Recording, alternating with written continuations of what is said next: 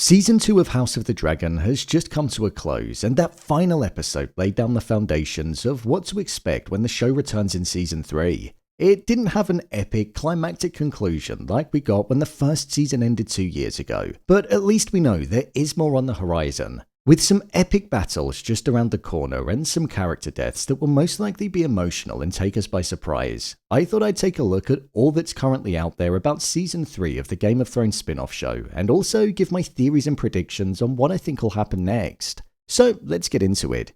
Here is House of the Dragon Season 3, Everything We Know. The story.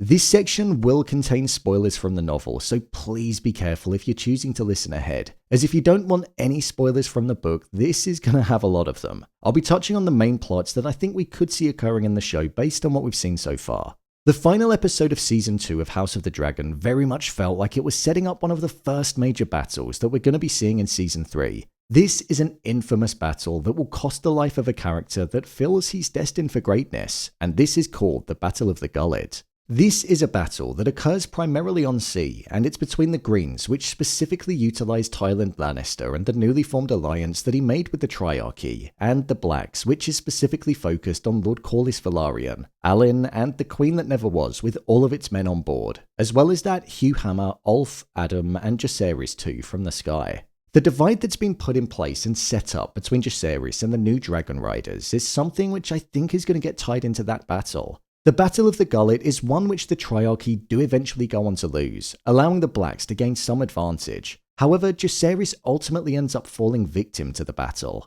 I think within the show, he's going to be going along with them because he's going to feel as though he's superior and want to prove himself. Jacaerys has this complex of making it out like the others aren't worthy of being there and that they're undeserving of having the power that they now hold in having a dragon. So I reckon he's going to ultimately do too much in the battle and that will cause his demise and put him in a situation where he's vulnerable. Another main part of the story that I think we'll see in the next season is that of Hugh Hammer and Ulf switching sides and going over to the Greens.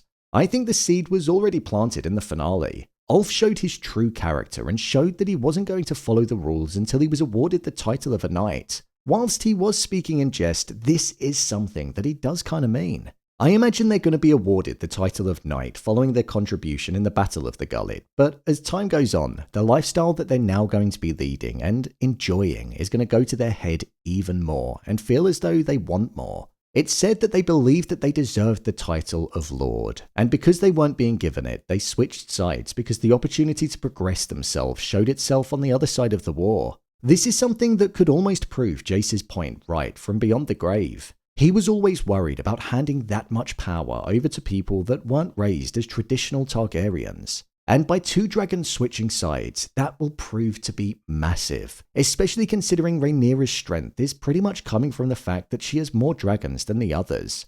As well as that, in the finale, there was something else which was teased, which could be on the horizon for Season 3. This is the long-awaited battle that we're hopefully going to be seeing between Daemon and Aemond. The two characters which had very similar storylines and mindsets in Season 2, they both had the desire to go behind their leader's back in order to claim the throne for themselves. Plus, they were also overlooked when they were younger due to being the second sibling. When Rhaena spoke with Aemond, she mentioned to him that his destiny was focused around him being swallowed up in the God's Eye and never being seen again. Well, the God's Eye is a lake that's actually near Harrenhal, where a battle between Daemon and Caraxes and Aemond and Vhagar will occur. This is a battle in which both Aemond and Daemon will fall victim to the wrath of one another. It's said that Daemon takes the one remaining eye of Aemond before they dive into the water, and Aemond and Daemon both die whilst in the river and get swallowed by the God's Eye like Helena's prophecy stated, and almost exactly like what Daemon saw in his vision. So that's something which could arguably be the biggest moment that we've had in the show so far. Two major character deaths at once.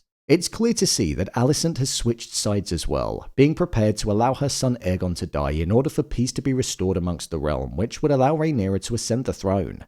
However, with Alicent promising easy passage and the head of her son Aegon to Rhaenyra, with him being gone and Rhaenyra needing Aegon to be dead to eliminate any kind of challenge to the throne, I think that will mean that the route with less bloodshed is going to be void, and it won't be able to take place. Hence the battles which we're going to be going on to see. However, with Aemond going off, it will leave King's Landing undefended, and with Daemon and the Riverland army in support of Rhaenyra storming the capital, and Alicent actually allowing Rhaenyra to arrive and take the throne, that could prove to be one of the first major losses for Aemond and the Greens. One thing to note as well is that we're also finally going to be meeting Daemon. This is Alicent's other son that we haven't ever met before. All we know is that he wasn't raised by her and he's actually thriving as an individual, something which made Alicent question if the way that she raised her children was what contributed to the destructive nature of them. We don't know the personality traits that Daemon is going to have, but it is said that he is the calmer one out of them all. However, we do know that he has a dragon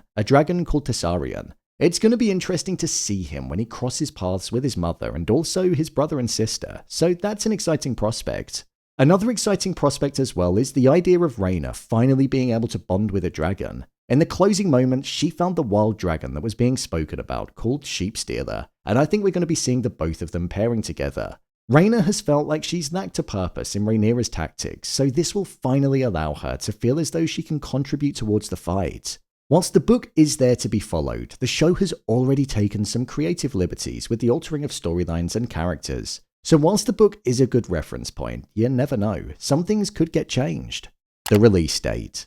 The main question that's on everybody's mind following the ending of Season 2 is when will the next season be out? Well, sadly, it's probably looking like there's going to be another 2-year gap between the seasons as it hasn't gone into production at all yet. Word on the street is that they've started working on the story and writing it, but that's the farthest they've got. In terms of the gap between Season 1 and Season 2, that was around 2 years, so I think it's safe to assume that we're most probably going to be waiting for that amount of time yet again.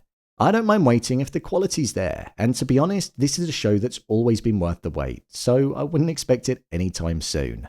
One piece of good news for certain, though, is that the show is definitely returning for its 3rd season. House of the Dragon has been renewed up to Season 3, and then the future beyond that is up in the air. The showrunners have previously said that they want to tell this story within 3 or 4 seasons. So unless when Season 3 gets announced they give it the tagline of it being the final season, I would probably expect that the show could run for 4 seasons. Which means that we'd have at least 4 years until the show comes to its conclusion, but time will tell with that. Outside of House of the Dragon, we did also get a first look at the next Game of Thrones spin-off series, which is titled A Knight of the Seven Kingdoms. This show is going to be set 100 years before Game of Thrones and apparently 100 years after House of the Dragon. It's also got a 2025 release date, so at least there will be some kind of Game of Thrones fix for us to watch in the meantime between the 2-year break. Unfortunately for now, that's all that's known about Season 3. I'm sure as time goes on, more information will get released. So, there you have it. House of the Dragon Season 3, everything we know. If you want to see Season 2 of House of the Dragon broken down, then click on the card in the top corner. There's a playlist there. Or alternatively, you can head over to my channel where you'll find them all.